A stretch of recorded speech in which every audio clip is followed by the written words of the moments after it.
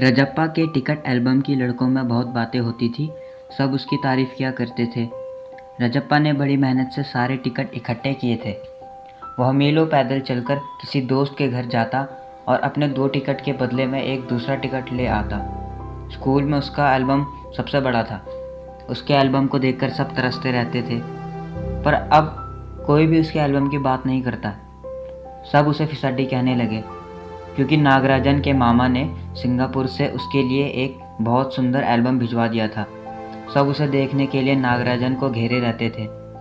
उस एल्बम के पहले पेज पर मामा ने नागराजन का नाम लिखा था और उसके नीचे कुछ लाइनें लिखी थी, जिसका मतलब था कि इस एल्बम को चुराने वाला बेशरम है और यह एल्बम अनंत काल के लिए नागराजन का है। लड़के और लड़कियों ने इन लाइनों का अपनी अपनी कॉपियों और एल्बम में उतार लिया था। रजप्पा को इससे बहुत चिढ़ हुई। उसे अब स्कूल जाना अच्छा नहीं लगता था। टिकट की खोज में अब वो कहीं भी नहीं जाता था। उसे अपना एल्बम अब कूड़ा लगने लगा था। एक दिन उसने तय किया कि वह नागराजन को उल्लू बनाकर उससे कुछ बेकार टिकट देकर उससे अच्छे टिकट ले लेगा। वह शाम को उसके घर गया और उसके कमरे में चला गया। नागराजन की बहन आई और उसने कहा कि वो शहर गया हुआ है। फिर उसने एल्बम की कुछ बातें की और वहाँ से कमरे से चली गई। रजप्पा वहाँ बैठा किताबें देख रहा था। तभी उसने दराज पर ताला पड़ा देखा। वह चाबी को ढूंढने लगा। उसने चाबी ढूंढी और उसने ताले को खोला। एल्बम रखा हुआ था। पहले पेज पर वही लाइनें लिखी हुई थी। रजप्पा का दिल धड़कने लगा। उसने एल्बम को कमीज के नीचे खोस लिया और घर की ओर भागा। वहाँ जाकर उसने एल्बम छिपा दिया। उसका पूरा शरीर जलने लगा, गला सूख रहा था। रात तक सभी दोस्तों में यह बात भी फैल गई थी कि नागराजन का एल्बम खो गया है। रजप्पा से रात में खाना भी नहीं खाया गया।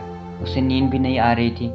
अगले दिन फिर अप्पू ने उससे पूछा कि नागराजन की बहन बता रही थी कि तुम उसके कमरे में गए थे। रजप्पा घबरा गया।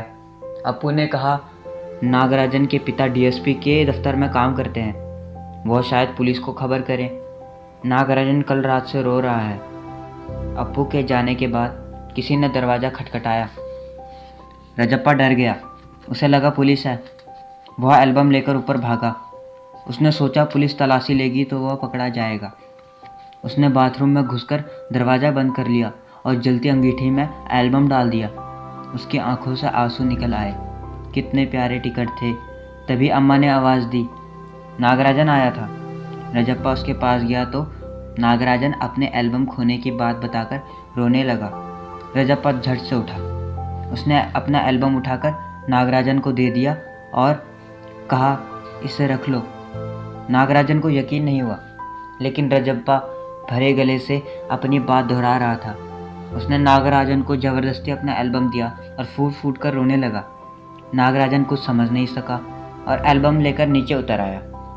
पीछे पीछे रजप्पा भी आया और उसने नागराजन को रोकते हुए कहा, एल्बम दे दो, मैं रात भर इसे देखना चाहता हूँ, कल सुबह दे जाऊँगा।